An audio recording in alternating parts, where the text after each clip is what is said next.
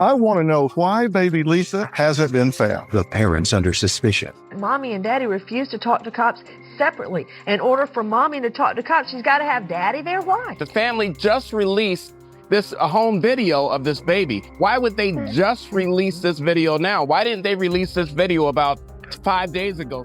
Bill Stanton is steering the media away from Deborah and toward the search for an intruder. I know everybody's watching this family and watching this house, and that's fair.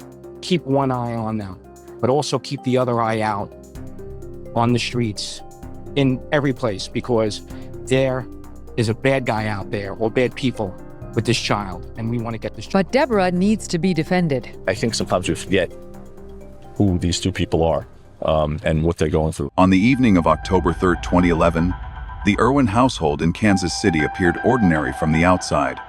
Jeremy Irwin, an electrician, was away on a night shift, leaving his fiancée Deborah Bradley at home with their 3 children, 5-year-old Michael, 7-year-old Blake, and the youngest, 10-month-old Lisa.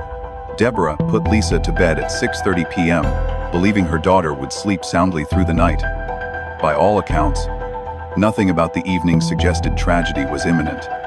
Yet within hours, Lisa would vanish into the night, setting off one of the most haunting missing child cases in America. The hours that followed are critical. They reveal not just what may have happened inside the Irwin home, but what might have occurred outside on the quiet neighborhood streets. If Lisa was taken by a stranger, as many still believe, then the window for that abduction can be traced with remarkable precision. The most chilling clue emerged at 12:15 a.m. on October 4. Lisa and Ernesto Parscale, neighbors who lived around the corner, later told police about a disturbing sight.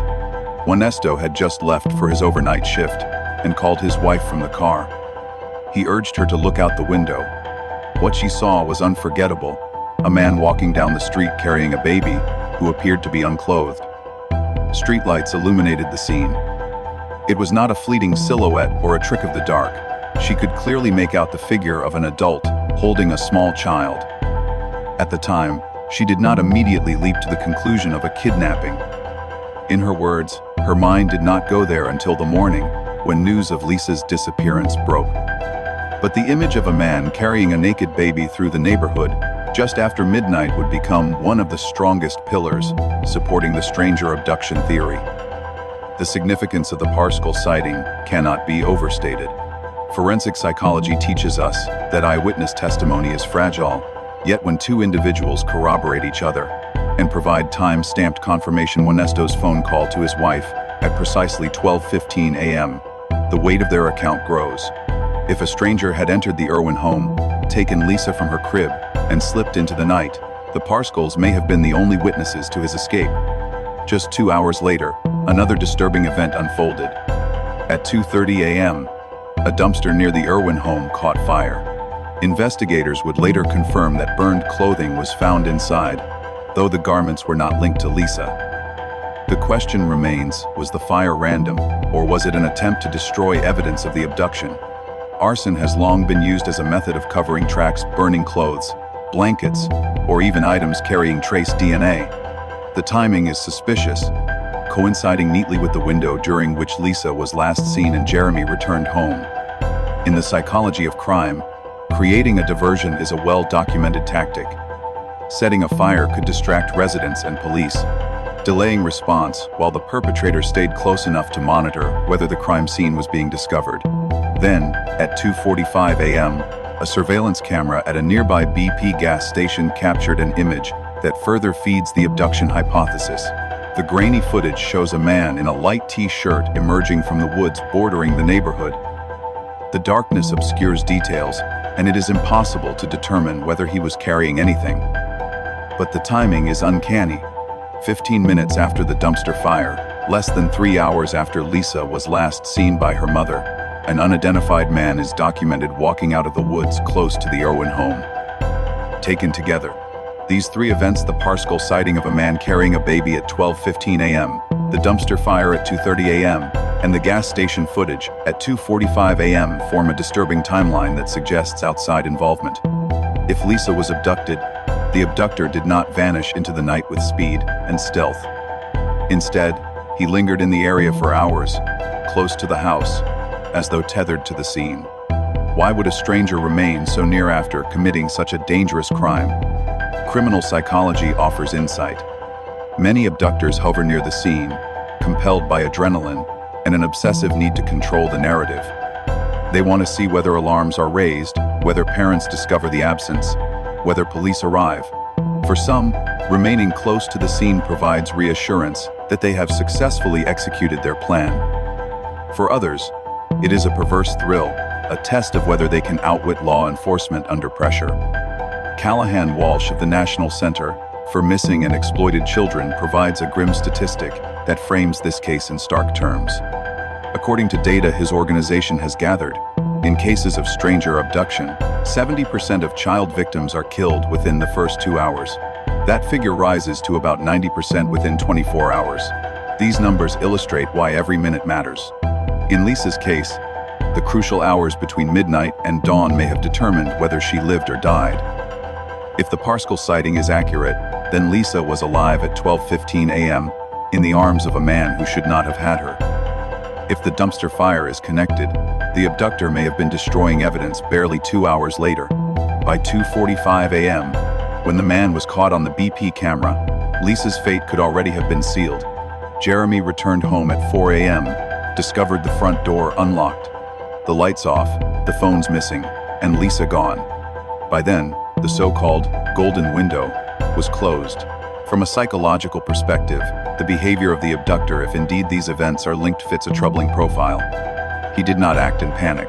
Instead, he operated methodically, moving Lisa through the neighborhood, staying close, testing the environment. Such behavior points to premeditation rather than impulse. This was not a random opportunity seized in the heat of the moment. It suggests that someone had studied the Irwin household, noted Jeremy's work schedule, and chosen a night when Deborah was vulnerable, impaired by alcohol, and distracted with friends. For law enforcement, these clues painted a portrait of an intruder. Yet the investigation soon veered toward Deborah Bradley herself, fueled by her inconsistent statements and her admission of heavy drinking. What remains under-examined is the string of external events that night that point away from the family and toward the presence of an outsider. The Parscales saw a man carrying a baby. A dumpster fire erupted within walking distance. A camera recorded a man in the woods minutes later. These are not coincidences to be brushed aside. They represent tangible evidence of a stranger's presence in the neighborhood during the exact hours when Lisa vanished. The haunting reality is that if this was a stranger abduction, Lisa's life hung in the balance during those early hours. Walsh's statistics emphasize the urgency. Once 2 hours had passed, the likelihood of recovery diminished to a whisper. By the time Jeremy discovered his daughter missing, the statistical probability that she was still alive had already plummeted. Still, the possibility that Lisa was abducted and taken elsewhere cannot be ruled out. Cases exist where children have survived stranger abductions, hidden away for months or years before discovery. The lingering hope in Lisa's case is that the man seen by the Parscales and caught on the BP footage was indeed her abductor, and that somewhere she may have been spared. In reconstructing this night, one conclusion emerges: the pattern of evidence eyewitness accounts, fire, surveillance aligns more convincingly with the presence of a stranger than with a domestic accident. If Lisa's disappearance was an act of outside intrusion, it happened within a narrow, terrifying window, and the clues left behind mark the footsteps of a predator who dared to walk the quiet streets of Kansas City with a stolen child in his arms. When investigators retrace the steps of October 3, 2011, the hours unfold like the pieces of a puzzle. Each detail, every errand, every visitor, every moment matters. Because within this ordinary sequence of domestic events lies the moment when 10-month-old Lisa Irwin slipped from safety into mystery. To understand how a child could vanish without a trace, it is essential to reconstruct the day as completely as possible and identify the shadows between the facts. The day began without alarm. In the late afternoon, at approximately 2:30 p.m., Deborah Bradley's father visited the house, accompanied by her brother Philip. They were in and out quickly, but their presence established that the family routine appeared normal. Nothing about the home struck them as unusual. It was a Tuesday in early autumn, warm and calm in Kansas City, Missouri. By 4:45 p.m., Deborah and her brother Philip left the house to run errands. Surveillance footage from a nearby store shows them purchasing baby formula, boxed wine, and other small items. The image of Deborah with these products would later be scrutinized endlessly by the media, as if buying formula and wine in the same transaction symbolized the tension between her roles as mother and individual. At the time, however, it was an unremarkable stop, one of countless errands parents make every day. Around 5 p.m., next-door neighbor Samantha Brando arrived at the Irwin residence with her daughter. Deborah welcomed them inside, and the two women prepared to spend the evening together. For Deborah, whose fiancé was working the night shift, the company was a comfort. Samantha's arrival marked the beginning of a long evening of shared childcare, conversation, and, as would later become critical, drinking. At 5:15 p.m., Jeremy Irwin received a call from his boss. An urgent work order needed his attention at a local Starbucks. Jeremy left for the night, unaware that his absence would become central to the story. In missing child cases, law enforcement always considers who was present, who was absent, and how those gaps could be exploited. Jeremy's departure left Deborah as the only adult in the house, with 3 children to supervise. By 6 p.m., Deborah prepared dinner. The table was crowded with plates for her 2 sons, Michael and Blake, as well as Lisa and Samantha's daughter. The children ate, played, and moved about the house in the noisy, lively way siblings and friends do. At 6:30 p.m., Deborah laid Lisa down in her crib. This moment is the last confirmed sighting of the baby. She was dressed in pajamas and tucked beneath her blanket. Deborah believed her daughter was safe, and in that belief, she returned to the business of the evening. At 7 p.m., the older children played indoors while the 2 mothers sat outside on the front stoop. They smoked cigarettes, talked, and began drinking wine. The evening settled into a rhythm of adult conversation punctuated by children's noise from inside. Between 8 and 10 p.m., a visitor appeared, Shane Begley, a 33-year-old landscaper and grandson of a nearby neighbor. He lingered on the stoop for a while, chatting with the women. Nothing about his presence seemed alarming at the time, though it added another layer to the evening's social traffic. By around 10:30 p.m., the night quieted. Deborah later told investigators that she checked on Lisa at some point between 10:30 and 11 p.m., though her statements on this point would later vary. Some accounts have her saying she looked into the crib, saw Lisa, and then went to bed with her 2 sons. In later interviews, after acknowledging how much she had drunk, Deborah admitted she could not clearly remember whether she checked on Lisa at all. The inconsistency became a wedge that pried open suspicions about her reliability. Yet in terms of establishing a timeline, the only undisputed fact is that Lisa had been seen at 6:30 p.m. and was not seen again by any independent witness. At the same time, Samantha returned home. In later interviews, she recalled noticing that the lights at the Irwin house were turned off. This detail, seemingly minor, gained weight in retrospect. In missing child cases, light patterns, open doors, and environmental cues often take on significance because they signal opportunity. An unlocked door or a darkened room may be the only chance an intruder needs. The household then slipped into silence. Deborah was in bed with her sons. Lisa should have been asleep in her crib. The house was dark. Jeremy was at work. The next several hours are the blank space where theories compete. Did someone slip into the house during this window, carrying Lisa out into the night? What we know is this: by 4 a.m., Jeremy returned home and found a scene that shattered his world. The front door was unlocked. Several cell phones left on the counter were missing. Most devastating of all, Lisa was gone. Her crib was empty, her blanket undisturbed, as if she had been lifted gently and carried away. Jeremy and Deborah called 911, setting off a chain of events that would draw national attention and transform their lives. For investigators, this timeline creates a chilling set of opportunities for an abductor. From 10:30 p.m., when Samantha left and Deborah may or may not have checked on Lisa, until 4 a.m., when Jeremy returned, the Irwin home was vulnerable. Deborah, impaired by alcohol, was asleep in another room. The lights were off. The door was apparently unlocked. These hours created the perfect environment for intrusion. Psychologically, Criminals who commit stranger abductions often exploit precisely such conditions. They watch for patterns: a parent who drinks heavily, a partner who works nights, a neighborhood where trust outweighs vigilance. Once they recognize vulnerability, they act decisively. In the Irwin case, the absence of forced entry suggests either a door was left open or the abductor knew how to move silently. Both scenarios align with the profile of a calculated stranger rather than a chaotic family accident. The missing phones add another dimension.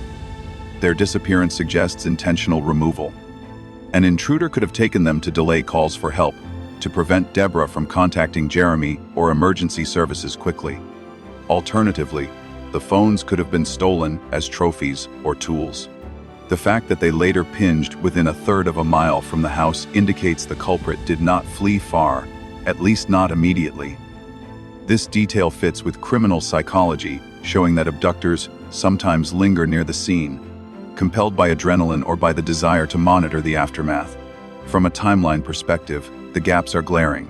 Between 6:30 p.m., when Lisa was last indisputably seen alive, and 4 a.m., when her absence was discovered, there is a vacuum of certainty. Witnesses place Deborah on the stoop.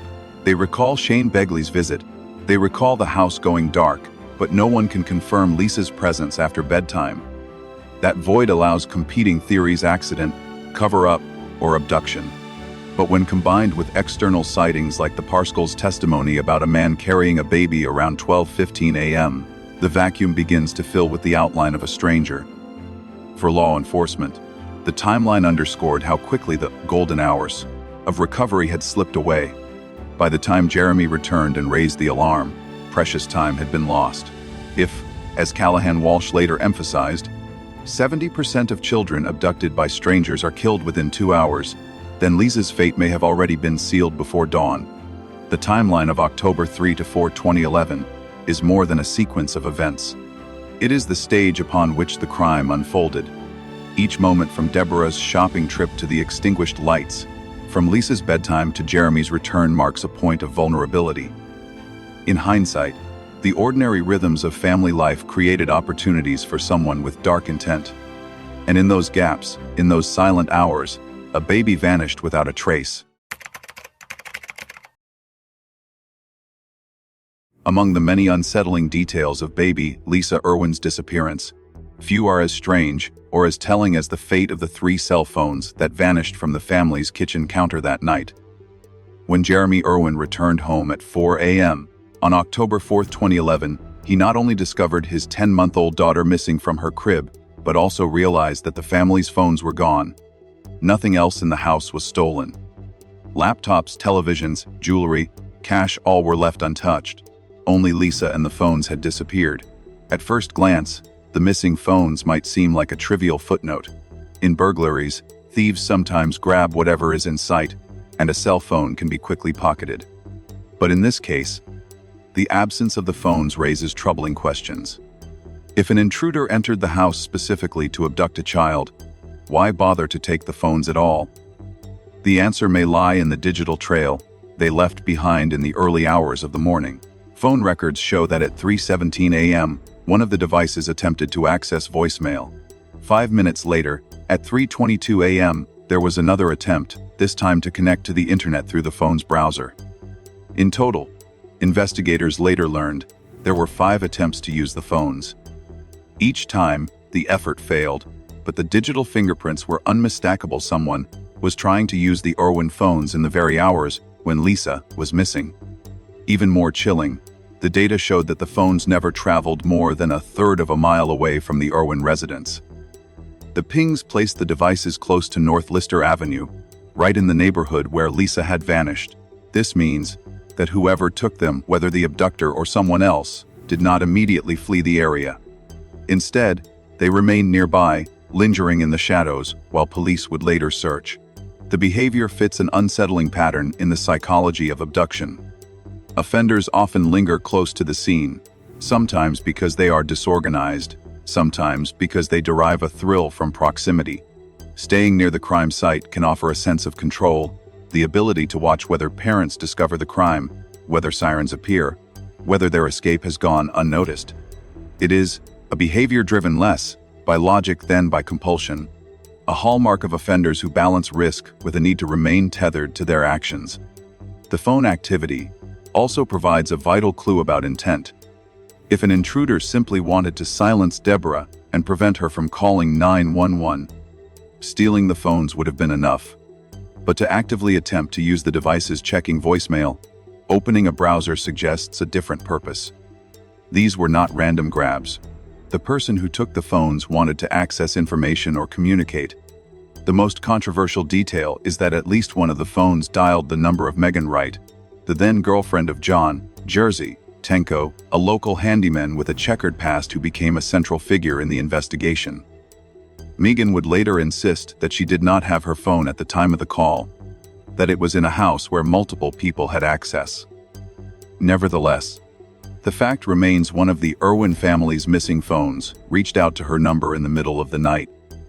This connection has fueled endless speculation. Was the call a coincidence, made by someone who happened to know Megan or her circle? Or was it a deliberate attempt to contact an accomplice? One theory suggests that the abductor may have been part of a network, someone who, after taking Lisa, used the phone to reach out to a possible buyer or handler. Human trafficking cases, while rare, do sometimes involve the use of stolen phones as temporary communication devices, disposable tools to mask identities.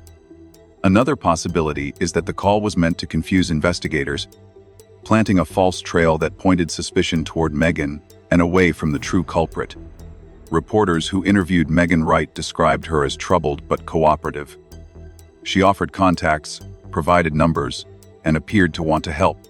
Journalists emphasized that she never asked for favors in exchange for cooperation, yet her connection to the case through that single call remains one of the most haunting. Digital fingerprints of the night. For investigators, the phones represented both promise and frustration. On one hand, they offered a trail of data timestamps, call logs, pings that could map the abductor's movements.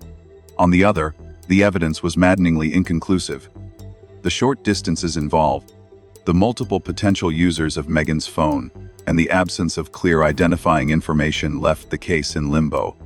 Authorities never released the full records, leading to speculation that they held back certain details to preserve leverage in questioning suspects. From a criminological perspective, the phones highlight the intersection of old-fashioned abduction with modern digital behavior. In decades past, a child abductor might have disappeared without leaving a trace. But in 2011, even the act of pocketing a phone created a trail. The abductor may have believed he was erasing connections by removing the family's lifeline to emergency services. Instead, he left a breadcrumb trail that, while faint, suggests his presence and movements. Why did he remain so close? Why did he attempt to use the phones rather than discard them? These questions point to the possibility that the abductor was not a seasoned professional, but a chaotic offender. A careful planner would likely have destroyed the devices immediately. A compulsive or inexperienced offender, however, might have held on to them, fiddled with them, and in doing so exposed himself. The symbolism of the missing phones should not be overlooked either. In a case that stripped a family of its child, the absence of communication tools is poignant. It is as if the abductor not only took Lisa, but also severed the family's voice, removing their ability to call out for help in the critical first hours. In criminal psychology, such acts can serve a dual purpose: functional control and psychological dominance. As with so many elements of this case, the phones dangle between clarity and ambiguity. They provide hard data times, distances, numbers, but their meaning is open to interpretation.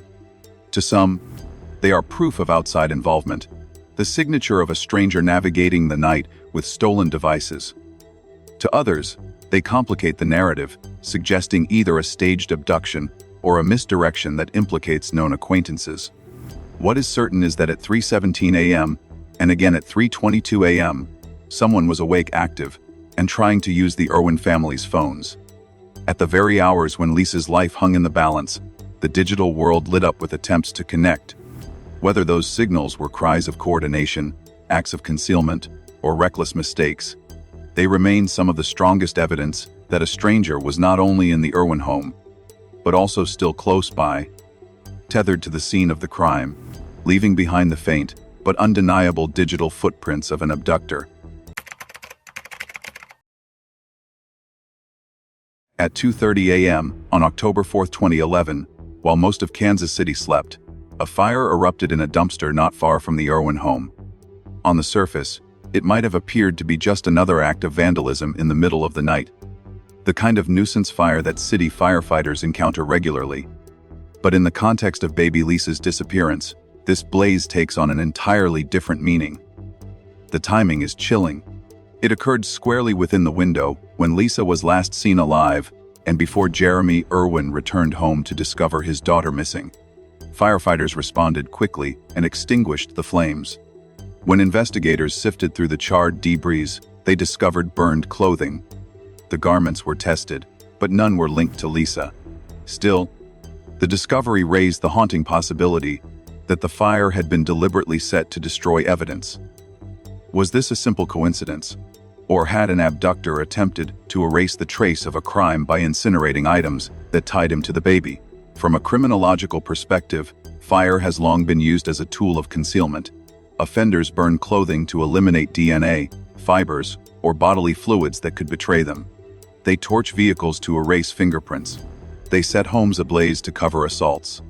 In this case, a dumpster provided the perfect vessel, accessible, anonymous, and capable of consuming whatever incriminating items were tossed inside. The garments found might not have been Lisa's, but they could have belonged to the perpetrator.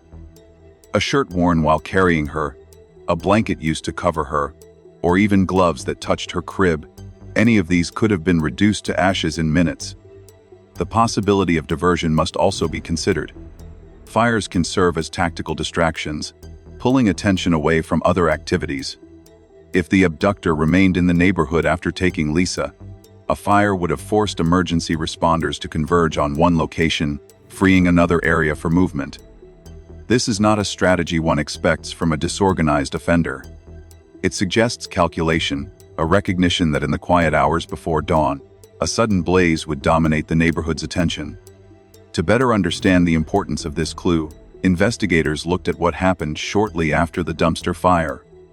At 2:45 a.m., just 15 minutes later, surveillance footage from a nearby BP gas station captured the image of a man in a light-colored t-shirt emerging from the woods bordering the neighborhood. The video was grainy and lacked the resolution to confirm whether he was carrying anything, but the sequence is undeniable: first the fire, then the man. The two events occurred within blocks of each other, within minutes, during the very hours when Lisa was believed to be alive and vulnerable.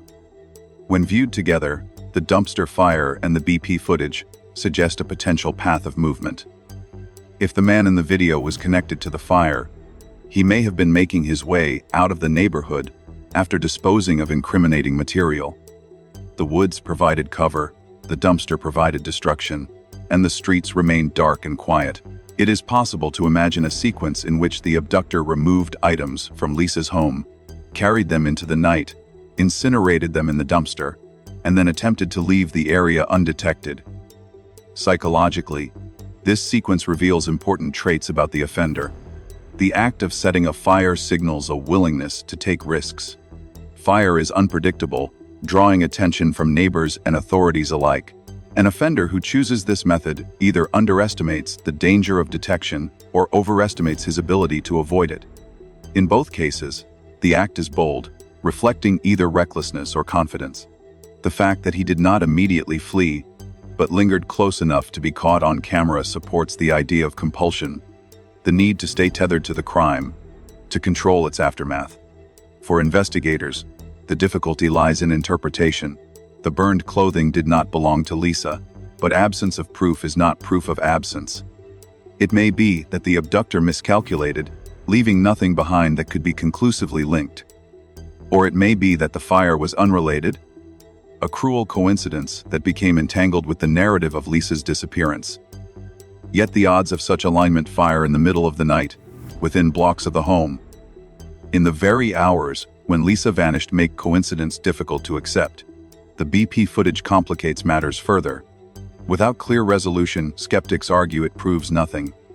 But in a case built on fragment sightings, phone records, timelines the image of a man in a light t-shirt leaving the woods 15 minutes after a dumpster fire is more than background noise. It is another thread in the web of circumstantial evidence, pointing toward the presence of a stranger moving through the neighborhood. Investigators attempted to reconstruct the possible route. The Irwin home, the Parscoles sighting of a man carrying a baby at 12:15 a.m., the dumpster fire at 2:30 a.m., the BP footage at 2:45 a.m. together, they map a circuit of activity within a tight geographic radius. This is not the profile of a perpetrator who acted impulsively and then fled miles away. It is the signature of someone who hovered, circling the scene, discarding evidence, and testing the boundaries of risk. Criminal psychologists note that such behavior often belongs to offenders who lack sophistication, but compensate with persistence. They may not plan every detail in advance, but once they commit to the act, they improvise ways to cover their tracks. Fire becomes a tool, darkness becomes an ally, and local landmarks become stages for their movements. The offender's world shrinks to the few blocks around the crime, a self-contained arena where he believes he can dominate events. For the Irwin family and for investigators, the dumpster fire remains a haunting symbol of that night. It represents the possibility that tangible evidence of Lisa's fate once existed, only to be destroyed before it could be recovered.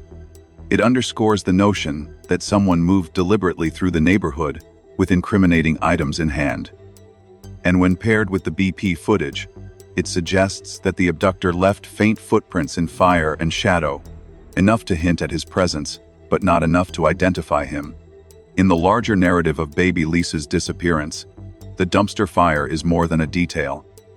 It is a reminder that the truth may have burned away in the early hours of October 4, leaving behind only smoke, suspicion, and the echo of what might have been. Whether it was the act of a stranger covering his tracks, or a bizarre coincidence, it marks another piece of the puzzle that points outward, beyond the family, toward the possibility of intrusion. The fire at 2:30 a.m., the man at 2:45 a.m., the baby gone by 4 a.m., these are the milestones of a dark timeline. Each one pushes the narrative further from domestic accident and closer to stranger abduction. Each one reinforces the haunting image of an unknown figure moving through the Kansas City night, carrying a child who has never been seen again.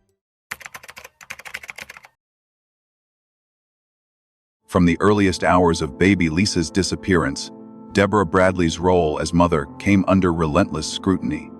While the possibility of an intruder loomed large in the evidence, police and public opinion circled quickly around her. In cases of missing children, suspicion almost always starts at home. Statistics support this focus. Many tragedies are caused by family members, either through accident or intent. But in the case of Deborah, what began as routine questioning spiraled into a portrait of a mother whose credibility seemed to collapse under pressure. The first red flag for investigators was her drinking. On the night Lisa vanished, Deborah admitted she had consumed a large amount of wine while sitting on the stoop with her neighbor, Samantha. At first, she described it as several glasses. When pressed by reporters later, she conceded it might have been more than 3, more than 5, and eventually acknowledged it could have been more than 10. By her own account, she had blacked out between roughly 6:30 and 10 p.m. That admission alone was enough to sow doubt. How could she account for her daughter's safety if she had no clear memory of the hours leading up to her disappearance? Her timeline compounded the problem. In initial police interviews, Deborah said she checked on Lisa at 10:30 p.m. after the neighbor left and saw her sleeping in the crib. Later, she told NBC's Today Show that the last time she saw Lisa was actually at 6:30 p.m. before she began drinking. To investigators, these contradictions suggested deception. To the public, they created the impression of a shifting story, one that changed under scrutiny. For Deborah, the truth may have been more mundane. She was intoxicated and unsure. But in the high-stakes context of a missing child case, uncertainty became indistinguishable from guilt. The polygraph test added fuel to the fire. Deborah volunteered to take it, believing that a lie detector would clear her name. Instead, the experience became a turning point. She later recalled that the examiner leaned in close and told her, "I think that you're a very bad mother. You need to tell us what you did." Deborah said she broke down, insisting she could not have failed. She was so distraught she wet herself during the session, overwhelmed by the accusation. For investigators, her reaction was ambiguous, either the response of a guilty person caught in a lie, or of an innocent mother crushed by implication. To the media, however, the polygraph became another headline, another reason to doubt her story. Perhaps the most damning piece of forensic evidence came from a cadaver dog. During searches of the Irwin home, a trained canine reportedly alerted in the bedroom, signaling the scent of human decomposition. Such alerts are powerful in courtrooms, and in the public imagination, dogs are perceived as objective, immune to bias. Yet experts caution that these alerts are not infallible. Scents can linger from sources unrelated to death, and interpretation depends heavily on the handler. Still, the report of a cadaver dog alert in the very room where Lisa had last been seen was enough to cast a shadow of suspicion over Deborah and Jeremy. Taken together, the drinking, the conflicting timelines, the failed polygraph, and the cadaver dog created a storm of suspicion that enveloped Deborah. For the police, it seemed logical the mother was impaired, unreliable, and potentially covering up a tragedy that occurred under her roof. For the public, the narrative was compelling: a mother who drank too much, passed out, and woke to find her child gone, or worse, a mother who knew more than she admitted. Yet here lies the danger of confirmation bias. Once investigators decided Deborah was suspicious, every piece of information was filtered through that lens. Her drinking became evidence of negligence rather than stress. Her memory gaps became lies rather than confusion. Her emotional breakdown during the polygraph became guilt rather than trauma. Confirmation bias narrows vision, pushing alternative explanations to the margins. The FBI, however, eventually broadened the frame again.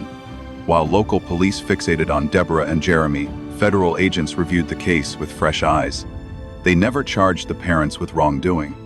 Importantly, they kept the stranger abduction theory alive, recognizing that the timeline and external evidence, eyewitness accounts, phone activity, and the dumpster fire pointed to possibilities beyond the family. The absence of physical evidence tying Deborah or Jeremy directly to Lisa's disappearance became decisive. Without proof, suspicion could not translate into charges. From a psychological perspective, Deborah's inconsistencies can be seen not as markers of guilt, but as the natural byproducts of stress, alcohol, and trauma. Alcohol-induced blackout disrupts memory formation. Individuals may sincerely believe they checked on something or confuse one night's routine with another. Trauma further scrambles recall. The shock of waking to find a child gone can distort how the brain encodes surrounding details. A mother who cannot remember the last time she saw her daughter is not necessarily a murderer. She may simply be a parent whose memory was fractured by intoxication and grief. Moreover, the expectation that parents behave in a singularly correct way after tragedy is unrealistic. Some cry uncontrollably, others appear detached, still others fluctuate between denial and despair. Deborah's emotional volatility, admitting heavy drinking, breaking down under accusation, insisting on her innocence, fits within this spectrum of human responses. The leap from imperfect behavior to criminal guilt reflects more about cultural assumptions than forensic certainty. The cadaver dog alert, too, deserves careful scrutiny. While powerful as a narrative device, it was never supported by corroborating forensic evidence. No blood, no bodily fluids, no trace of Lisa's remains were found in the home. In the absence of such proof, the dog's alert is suggestive but not conclusive. To elevate it above other evidence risks overstating its reliability. In the end, Deborah Bradley became the convenient focal point for suspicion, but convenience is not the same as truth. The police had a mother who drank heavily, a story that shifted, a test that seemed to implicate her, and a dog that alerted. But what they did not have was evidence that Lisa died in that home. They did not have DNA, fingerprints, or eyewitnesses linking Deborah to harm. They did not have a body. The FBI's decision not to pursue charges against the parents reflects this absence. By keeping the door open to stranger abduction, federal investigators acknowledged the broader reality: suspicion is not proof, and doubt is not evidence. To this day, Lisa's disappearance remains unsolved, and Deborah continues to live under the shadow of suspicion created in those early, chaotic hours. Ultimately, the case of Deborah Bradley illustrates a painful truth about criminal investigations. Parents are often judged not only by what they did, but by how they appear. Drinking, memory lapses, nervous breakdowns all can be interpreted as signs of guilt when viewed through a narrow lens. But psychology reminds us that such behaviors are also consistent with innocence under extreme stress. In a case defined by gaps and ambiguities, one lesson stands out: losing control of memory is not the same as losing control of a child's fate.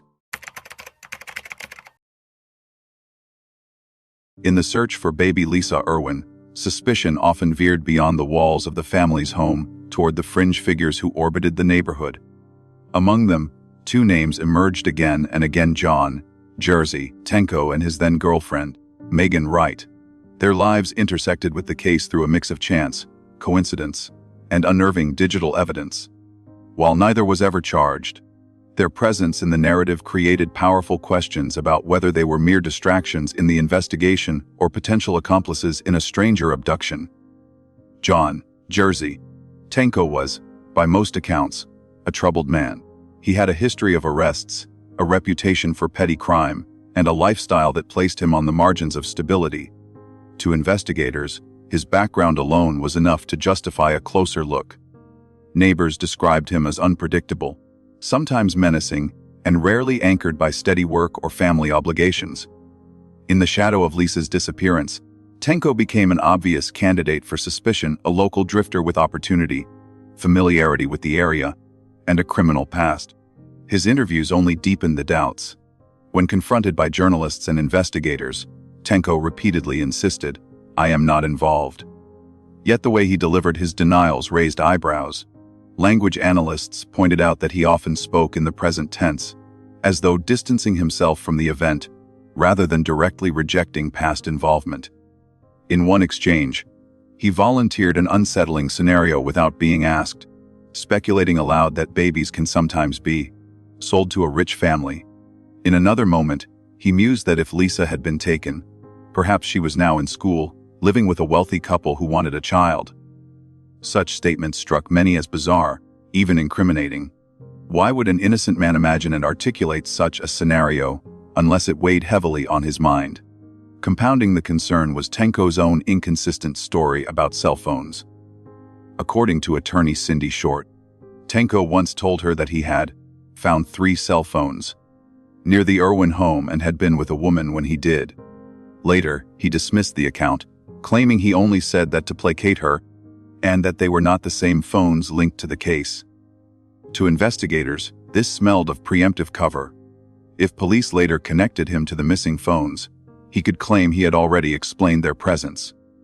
Such hedging, common among repeat offenders, is often a way of planting an alibi before evidence surfaces. Then there was Megan Wright. At first glance, she seemed only tangentially related to Tenko's girlfriend, living in a flop house where multiple people came and went.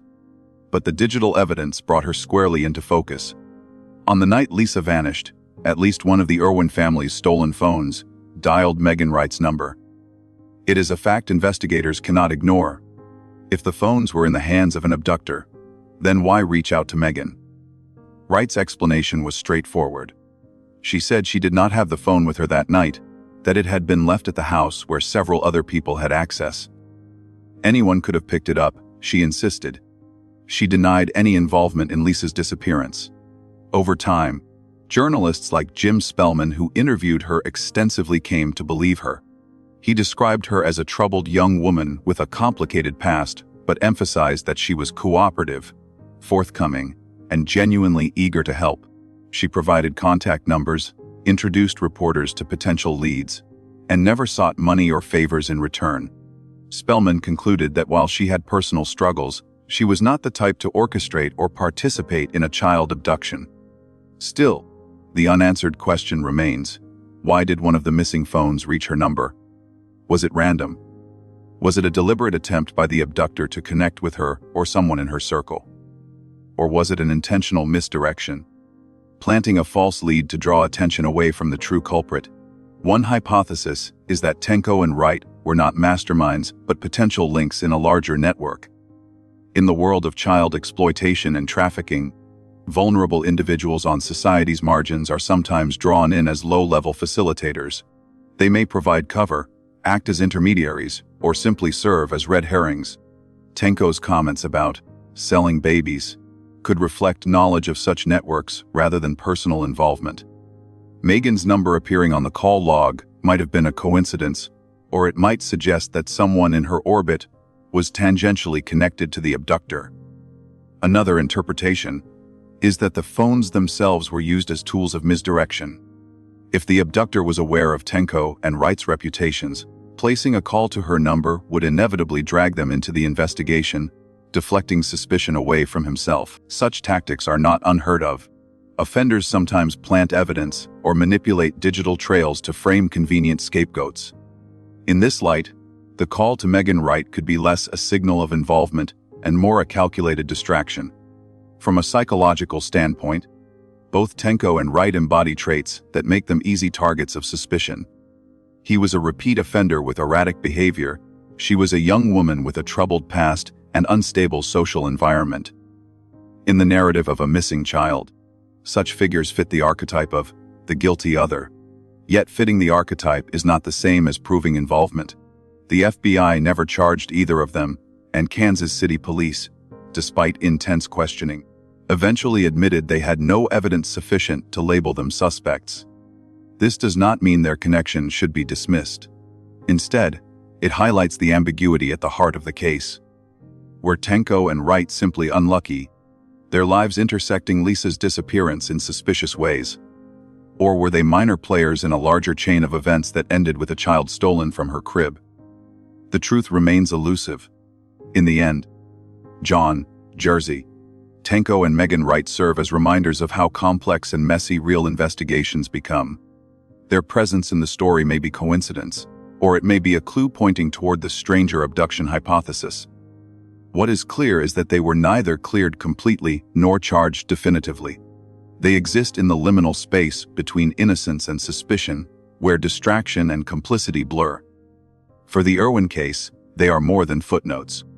They represent the possibility that the abduction of baby Lisa was not the act of a lone intruder, but part of a web of troubled individuals, missteps, and misdirections. Whether they were distractions or accomplices, their names remain woven into the mystery, symbols of the unanswered questions that still haunt the Kansas City night. As years passed without resolution in baby Lisa Irwin's disappearance, the case took on a new life in the digital world. In an age where online communities dissect every mystery, Lisa's story found its way to one of the most notorious corners of the internet, 4chan. On March 10, 2010, oddly dated before Lisa even went missing, though some argue the post was later misattributed, an anonymous user uploaded what appeared to be an age progression photo of Lisa, depicting her as a 7-year-old. Alongside the image, the user shared a set of GPS coordinates pointing to a wooded area west of Kansas City, and included a photograph of a rundown, secluded building nearby. The implications were chilling, if authentic. The post suggested that someone with inside knowledge of Lisa's abduction was taunting the public, dangling clues about her whereabouts. The coordinates did indeed lead to a remote location, one with sparse development and limited access. The derelict building shown in the photo appeared abandoned, with no clear road leading directly to it. For some, this seemed like the perfect place to hide a child or conceal a crime. Speculation spread rapidly. Online sleuths pored over the archived thread, debating whether the poster could be the abductor himself. Why else would someone upload an age-progressed image of a child who had vanished as an infant? Why provide specific coordinates tied to a real-world site? The eerie detail fit a disturbing pattern seen in other cases. Criminals sometimes cannot resist the urge to insert themselves into the narrative, whether through taunts, anonymous tips, or cryptic online confessions. History offers precedents. Serial offenders like the BTK killer and the Zodiac mailed letters to police and media, relishing the power of dangling information. For such personalities, secrecy is never enough. They crave recognition, even if veiled in riddles. In the digital age, that compulsion often migrates online. Forums like 4chan, with its culture of anonymity and shock value, provide fertile ground for these impulses. If Lisa's abductor wanted to boast, to test the waters, or to relive his crime, posting cryptic details to an obscure message board would be one way to do it. Yet skeptics argue a different interpretation. 4chan thrives on hoaxes, pranks, and provocations. Users deliberately post disturbing content to elicit reaction, often without any basis in truth. In this context, the post could have been nothing more than a cruel joke, exploiting the suffering of a family for internet infamy. The lack of corroboration reinforces this possibility. When local reporters attempted to investigate the coordinates, no evidence was uncovered. Law enforcement did not release any findings from the site, and no connection to Lisa was ever proven. The psychological dimension is complex. Genuine offenders who reach out often do so because they are torn between concealment and revelation. They may not confess outright, but they hint, leaving crumbs of information that both protect them and flaunt their power. But hoaxers mimic this behavior too, blurring the line between confession and performance. Distinguishing one from the other requires more than speculation.